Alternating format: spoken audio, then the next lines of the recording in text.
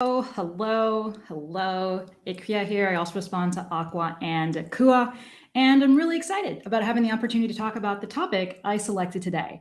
So, this is something that I actually have wanted to speak about for a while.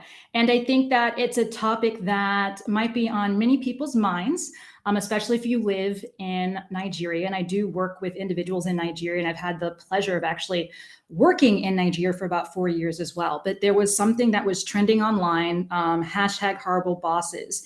And it was all about tech workers who were talking about allegations of toxic work culture, sexual harassment, and bullying in specifically the tech space. And that's the space that I'm most familiar with and where I have most of my work experience.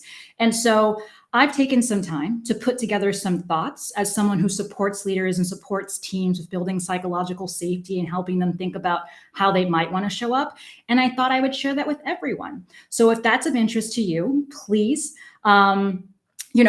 please let me know what you think as I, share some of these thoughts. My hope actually is to put this probably in a podcast episode at a later date. But for some of you joining me, this might be a bit triggering. This might be a bit difficult to admit or to swallow. I think that a lot of times as a leader, it's so much easier to blame others for things that are not going well. I know that's something that I definitely did as well. I very much was like, it's not me, it's everybody else. And I think that one of the first things that we really have to do as leaders is look at ourselves first. And so I will be sharing a little bit more about that as we get into the conversation today. So to give you just a quick introduction, if this is your first time ever meeting me or ever listening to any of my content, hello, hi, my name is Ikria. I also respond to Aqua and Akua. I'm a certified executive coach, recognized facilitator, and also a speaker. And I also provide one-on-one support to first-time founders and first-time executives. So I've had lots of conversations really around this because a lot of leaders that are starting off for the first time feel like they're terrible. They feel like they're bad bosses. And if you read sort of the little introduction to this conversation, depending on what platform you're watching me on, I actually put on there that sometimes horrible bosses are just not aware that they're horrible bosses, right? It takes an external event for them to come to this awareness. And then there's other bosses that are horrible and they just don't care because they can get away with it, all right? So I was one of those horrible bosses that wasn't aware, right? It took an external event to wake me up, to potentially shake me up, to say, hey, you can do this differently. There's another way. All right. I have lots of notes on this topic. So if I'm ever looking down, that's why. It's simply because I want to make sure that I'm getting everything covered. I'm also just moving my mic here to make sure that I have some good capture because, as I mentioned before, I plan to turn this into a podcast episode. My promise to you, if you listen all the way to the end, and I'm not sure how long this is going to be, but maybe about 30 minutes or so.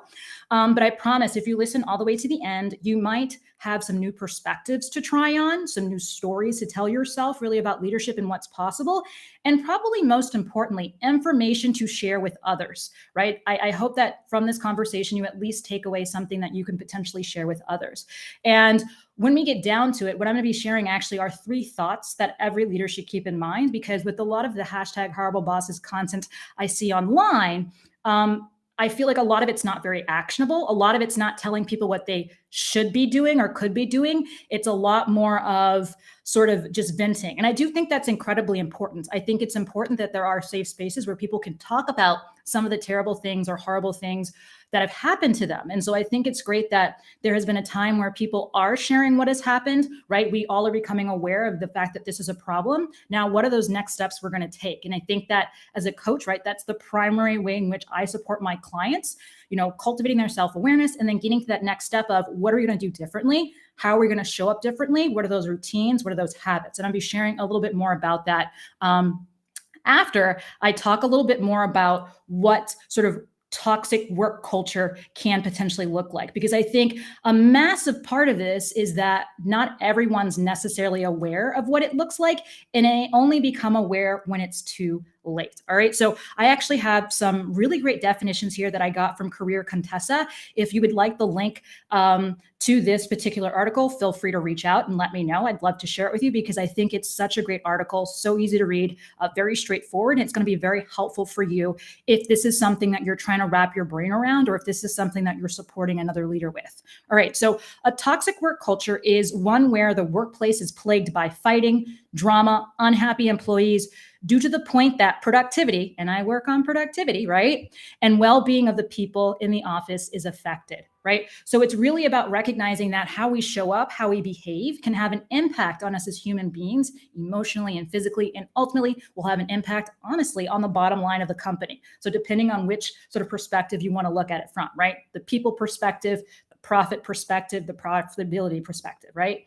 The productivity perspective. All of those can be impacted if you're within a space that doesn't feel psychologically safe. And if you have a toxic work environment, that's not a psychologically safe environment. I think that when we are thinking about some of these allegations of horrible bosses, sexual harassment, I think, is pretty straightforward for a lot of workplaces. If it's not straightforward for you, there are amazing trainers out there, people that can support you with having a better understanding of what that means. That is not my wheelhouse. That is not where I focus, but there are a lot of organizations out there that could potentially support you with that. So I'd recommend that that's something that you invest in, especially as your organization is growing.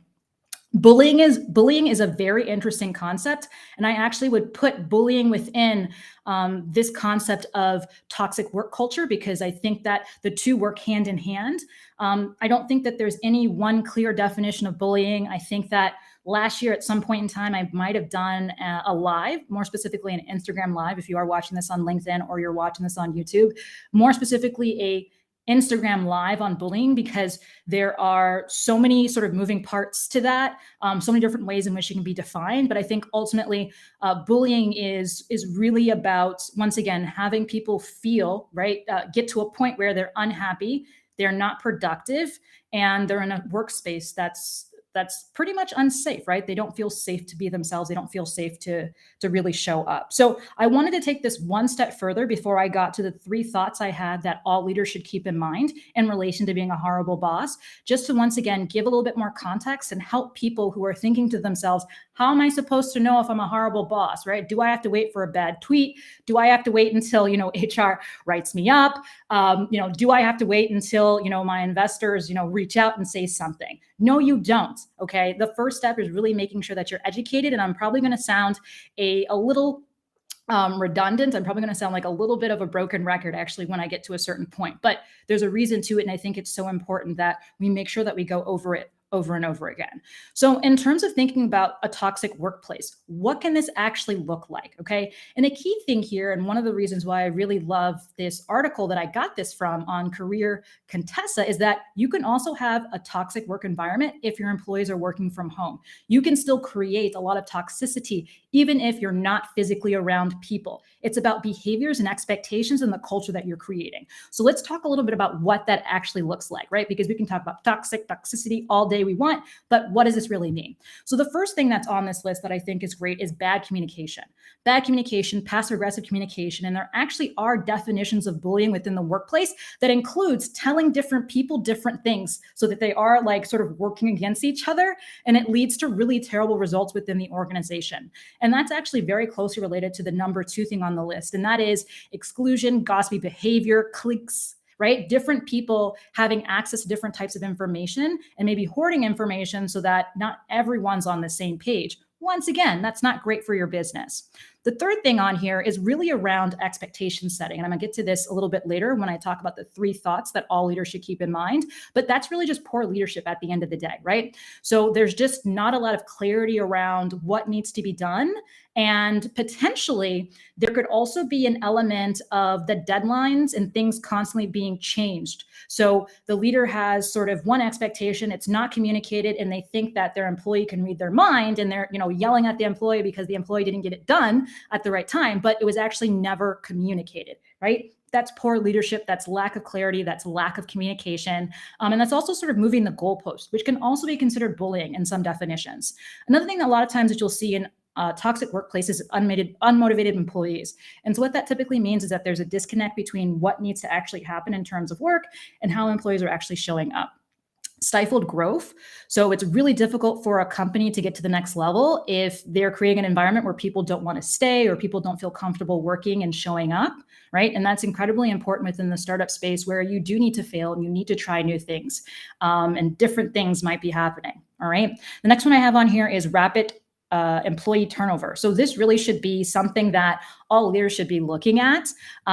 Sometimes there are changes within a business where you might have brought on a group of people and they just don't make sense for the future. That's very different from people who are constantly leaving. And so trying to get to the bottom of what's really happening and if there's anything you can do differently as a leader can be very helpful, right? And help once again to stifle that poor leadership, right? The next thing on here, and this I think really relates to those of us who are working from home, is having no work-life balance, right? A constant expectation to work, whether or not it's explicit or implicit, and then constant off-hours communication, right? That's not good for anyone. We have to turn off at some point in time. We have to rest at some point in time. I have a podcast episode all about rest and how important it is for you to take a vacation, right? And how we even just need to rest every single day, right? And so if you're within an environment or a culture where you're not allowed to rest, you constantly have to communicate, those expectations are there, that might be a toxic workplace. All right. I have 3 more. You feel burnt out. And I think that in terms of burnout or burnt out, that can look different for everyone. But typically what that means is that you've lost interest. And so you can lose interest because, it's not, challenging to you. You can lose interest because it's so much work and you can't get it done. One way I've seen this in a lot of startups is that people lose interest because the goals that have been set are so big that it's overwhelming and the organization hasn't provided the resources or they don't have the bandwidth to actually achieve them. So rather than even trying, they just give up, right? Another thing that could be happening is no forward movement, right? So things aren't moving forward. You don't feel like you're moving forward. You feel like you're sort of stuck in circles. That could also be an indication of a toxic environment.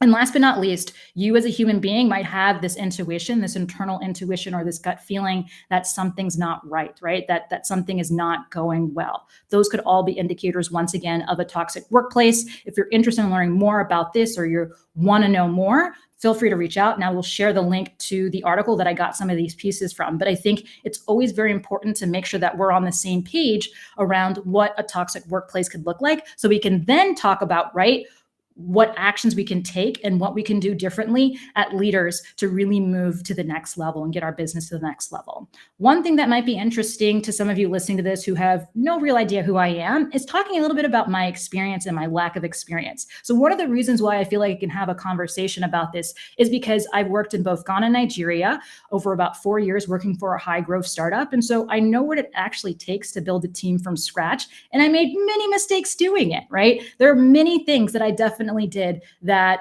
probably led to people leaving the company, feeling like I wasn't the best leader possible, and potentially even things related to bullying, right?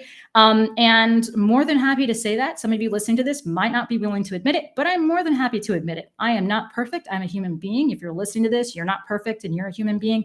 And so for me, I have definitely seen from my own actions the impact that I can have on others, that I can have on culture. And then, of course, I've also seen this, with my peers and other people who are in similar positions to me. And now, as an executive and leadership coach, I definitely see it with my clients as well, Through having these workshops, through having conversations, whether they're one-on-one or group, I've had the opportunity really to engage with a lot of leaders, both in West Africa and around the world, on this concept.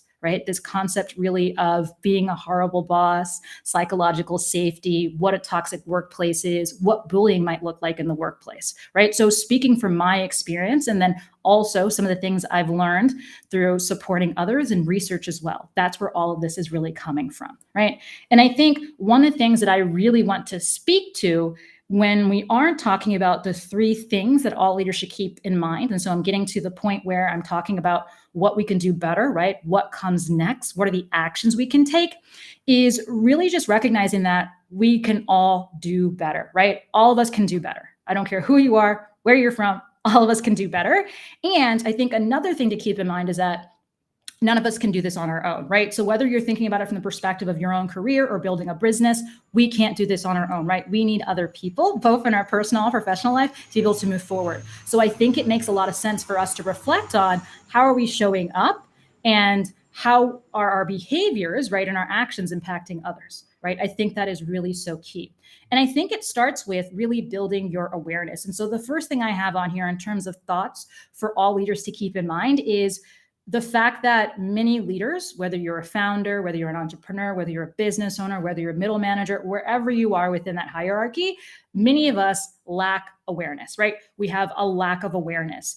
And I think that when it comes to recognizing that we have a lack of awareness, I think another key thing for us to keep in mind is that as human beings, we mimic, right? And we will look at what other people do and we will do what we think needs to be done based on what we've seen before, based on what we've read, based on how people respond to us. And so I think for a lot of leaders, it's not necessarily their fault. They show up being horrible, right? Because maybe the only types of leaders they've had in their lives is horrible leaders, right? And so if you've had only terrible representations of leadership, it's going to be really difficult for you to think or imagine that there could be another way. I don't think that's the validest excuse to use, but I do think that's an important thing for us to keep in mind as we talk about having the lack of awareness, right? So really asking yourself, what are your models, right, for leadership? What comes to mind when you think of a leader? And that can actually start off with having you define what a leader is and what a leader is supposed to do. So what I put down here, and the point I sort of came to when I was working full time and building a team within a tech enabled startup, is that a leader is meant to create an enabling environment, right? And so for me, it was not about me necessarily showing up and hitting certain KPIs or, doing a lot of press or, needing to show the investors I was doing a certain thing. It was about making sure every member of my team had the resources they need in order to show up. Right. So you can come up with your own definition. I'm not suggesting you use this definition. That's my definition. And that's what I like to keep in mind. So why do lots of leaders have this lack of awareness? I think the first reason, and this is something I hear from a lot of my clients, is that they never create the time to check in. So depending on how you became a leader, so for example, if I take myself, right, I sort of just stumbled into it. I was hired, they were like, do it, right? I was pushed into it. It's not something I wanted to do. And that's why I just sort of describe that type of leader, that persona, as the reluctant leader.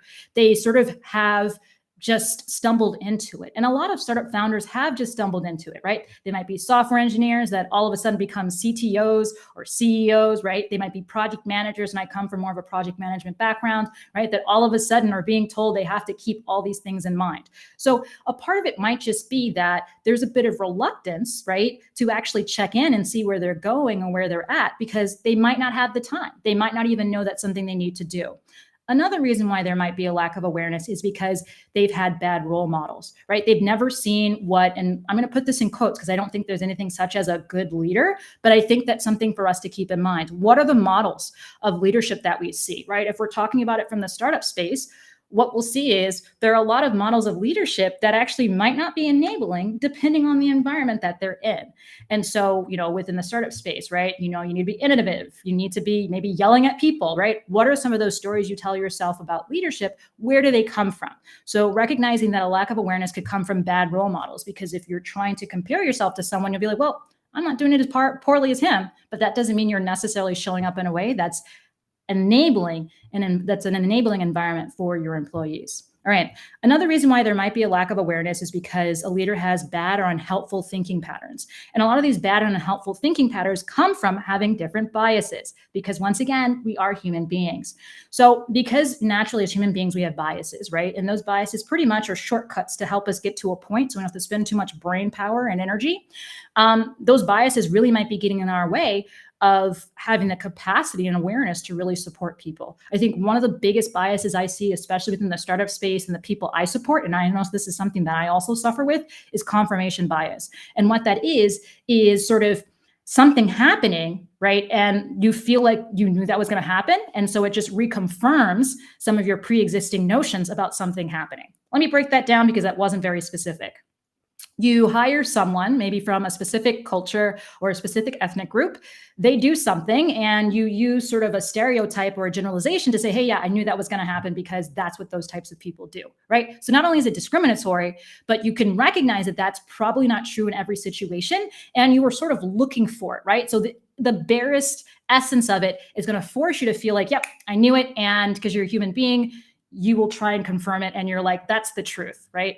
And unfortunately, it's probably not the truth in every situation. So recognizing that we have these biases, we make these assumptions, right? We have these unhelpful thinking patterns, really can make it a lot easier for us to be leaders who don't do horrible things, right? So an unhelpful thinking pattern can be along the lines of associating being a good leader with being very much a hard ass. And I know I was very much a hard ass leader when I first started, right? And I've sort of tried to break that story, right? There's some situations maybe where it does call me to be a hard ass, right? So recognizing that leadership is situational, right, is a new thought, a new story that I now tell myself, right?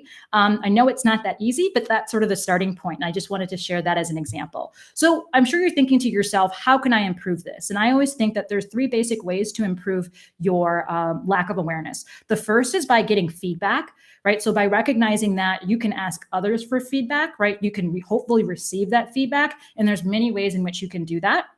The second is by, potentially taking assessments. So simple assessments such as the MBTI, DISC, there's so many different ones out there. It can help you to get a vocabulary to talk about some of the things that might get in your way as being a leader, right? Some of the things that you might overlook, you might underlook, right? That will help you, right, deal with some of these things that might create a toxic work environment. The last thing here, and this is really something that I really support a lot of my clients with, is the reflection piece. So beyond getting that external sort of like stimuli or that external feedback, which are both assessments and feedback, you can also do internal sort of assessments, right? Where you are reflecting to try and figure out what's really happening, how you feel about how you show up, and if there's anything different that you can do. Some additional things that you can keep in mind to improve this. And as I say some of these things, I just want to note that this is not necessarily all the case, like all the time, always the case. Like, try to have as much of a nuanced conversation, even though I know this is incredibly one-sided.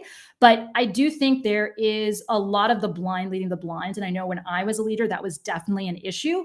And so if you really do want to improve your lack of awareness, I'd really, really recommend that you try to go beyond talking to your founder friends. Because what I see a lot of times happening when you're just talking to people who are typically in the same sort of space as you, maybe working in the same country as you, is that you'll tend to bounce off a lot of the worst habits and the bad habits.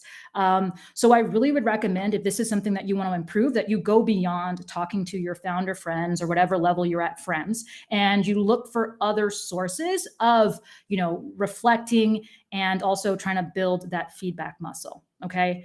I also think that this also comes from potentially for some teams and some businesses, investors, right? I think that a lot of investors don't understand how to manage teams. I think that a lot of investors also don't understand the pressure sometimes that comes with, getting investments, getting funding, and some of the unrealistic goal setting that comes with it. And so that's another thing that I wanted to put on here. And I'll talk a little bit more about unrealistic goal settings actually in the third sort of thought that all leaders should keep in mind. But I think that when it comes to lack of awareness, it also comes from potentially only engaging with investors and only getting feedback from investors and not other stakeholders, right? So very similar to only talking to founder friends who'll probably just reinforce some of the bad habits that you have. All right.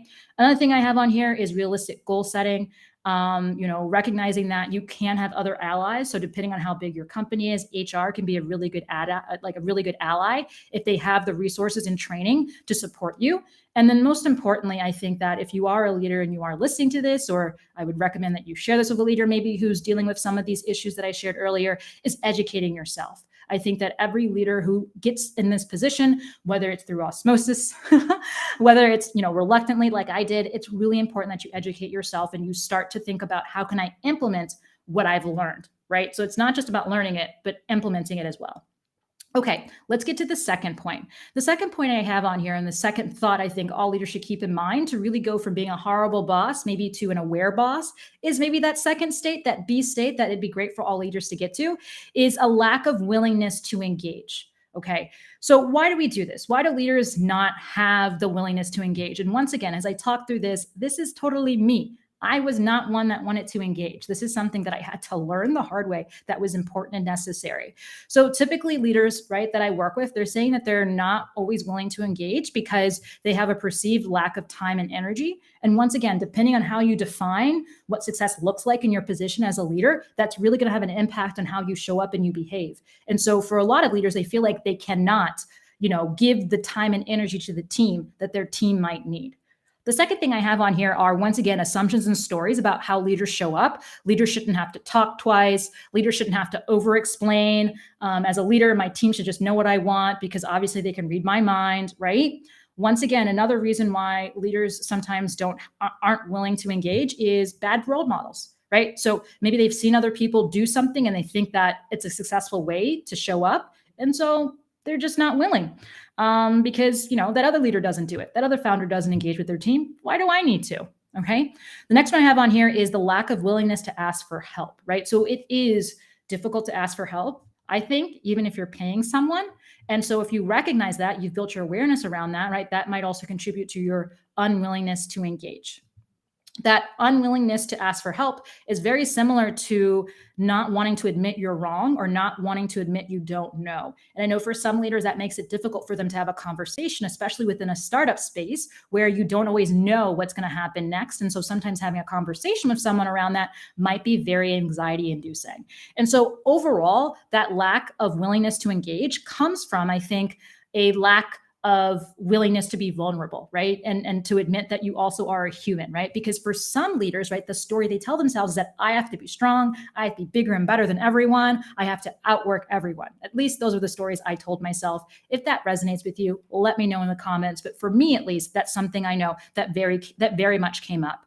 So now that I've shared a little bit about that why piece, let's talk about how you can improve this. And it really just comes from starting to think about where you want to spend your time and energy. So it comes from being willing to experiment, being willing to try new things, being willing to put yourself out there. And most importantly, when it comes to where you spend your time, building new habits and routines, and really just starting to, I guess, reframe how you're showing up as a leader. And, at the end of the day, if your people are doing the right thing, everyone wins. So if you are investing in someone, if you do have a team, it just makes the most sense to try and create the best environment for them possible, even if you don't think that's the definition of what a leader means or what a leader should be doing. I think it is. But, really just check in with yourself and ask yourself, what can I do to help other team members become successful and be successful? What part can I play, right? And how much time can I allocate to this? If you feel like you can't allocate the time, it's really important that you find someone who can do that. All right. The last thing I have on here in terms of what leaders should keep in mind, and that is the lack of expectation setting. It's either a lack of expectation setting or terrible expectation setting. Okay. It's one of those two. Could be a combination of both. And I know that I was very much bad at doing this. And so why do we do this? Why does this happen, right? And I think that this is especially an issue within startups because by nature, startups are constantly evolving and people might feel like they don't have time to write things down and it's going to be updated tomorrow anyway, so we shouldn't do anything different.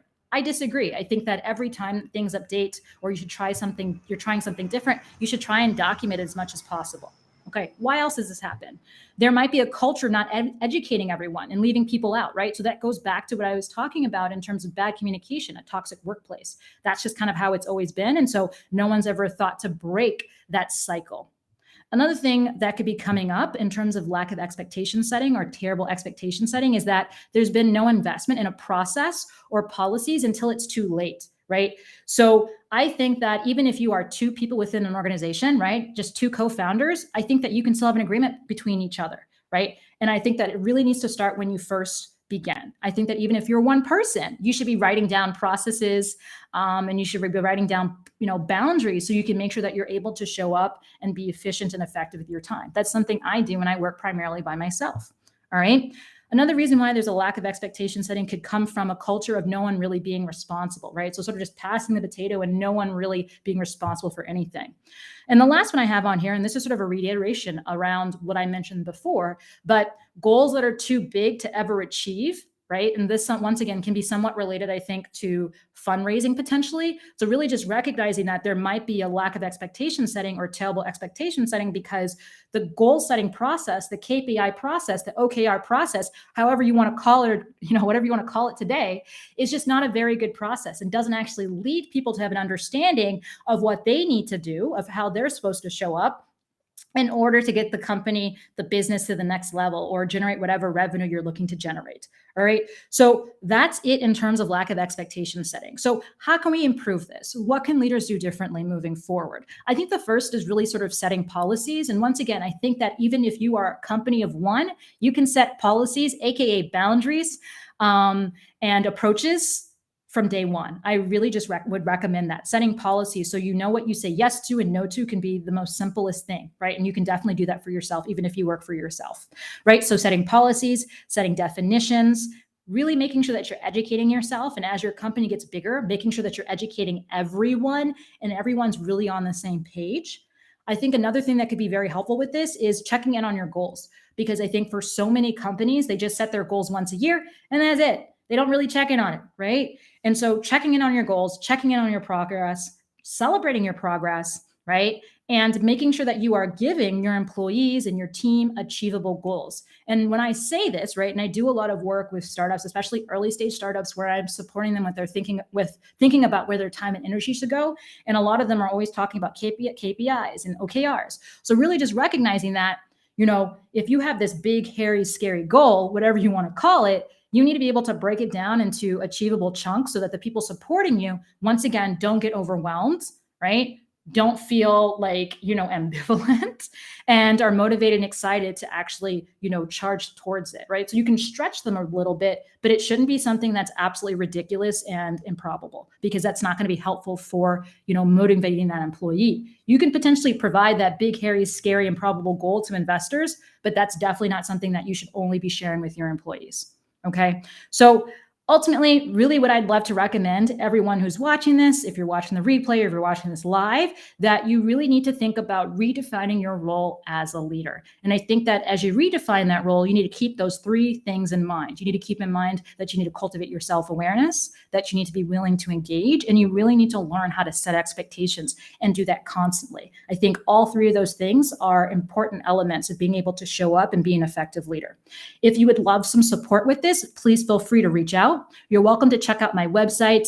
I have a blog that has a lot of resources, I think, a lot of guides, a lot of step-by-step guides that can support you with these different elements. And if you are interested in working with me one-on-one, you're also welcome to reach out. The process is pretty straightforward. All you do is sign up for a consulting call. And on that call, either I'll provide you with resources or we can decide to work together. It's really up to you. But thank you so much for taking the time to listen today. I hope that you're having an amazing day, whatever time it is. And I hope that you give some thought to this concept of being a horrible boss and share this, right? Share this live with somebody who maybe needs to hear it. Thank you again. Stay safe and stay sane. Bye.